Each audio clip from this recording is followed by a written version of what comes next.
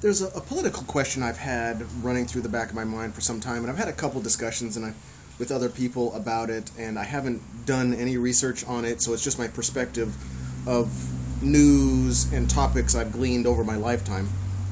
But somehow the public in general has been brainwashed into thinking the only way that you can get things done or changed or have a policy regime change is to vote who you want in office.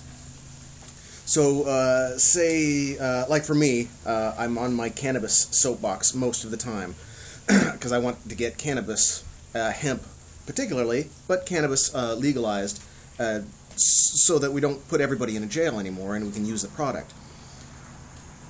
But according to the propaganda that I've been absorbing, and I don't believe, by the way, but according to the propaganda that the politicians would like us to follow is, well, if you want something changed, find a politician and vote that politician that has your thoughts or ideas into office. And on the surface, if I don't think about it at all, I kind of go, well, yeah, that makes sense. You want a representative that represents you in office to change how all the other representatives are voting.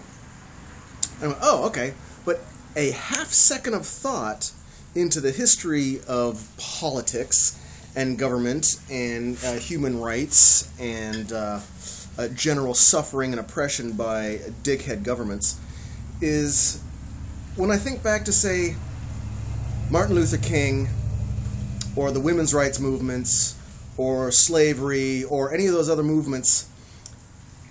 Let's pick the women's rights movements or the women's voting, the women's right to vote. What politician did the women vote into office to get the right to vote? See, half a second. Is it just obvious to me, or is it this much of brainwashing to the public, or am I missing something? Did people actually get elected into office to grant women the right to vote? Because women couldn't have voted somebody into office to get the right to vote.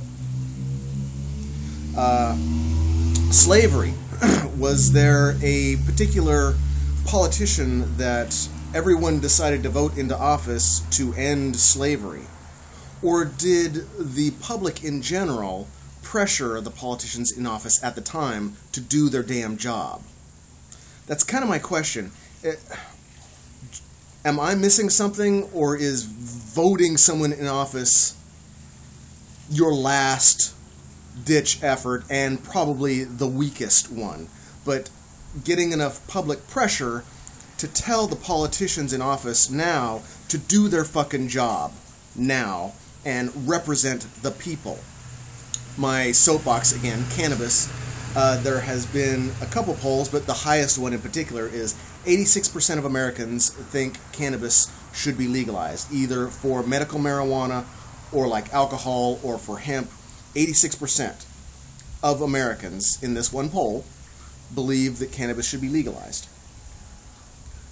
Are our representatives representing the will of the people at this point? Not.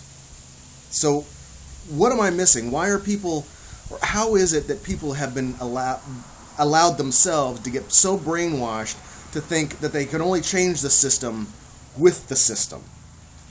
And it brings me back to the Occupy movement, which sort of failed, but it's still very popular, and I think it did help to change and get people talking about the banks and things like that. I think it needs to continue, but really, how did the general public allow themselves to be brainwashed? Or am I missing it? I don't know.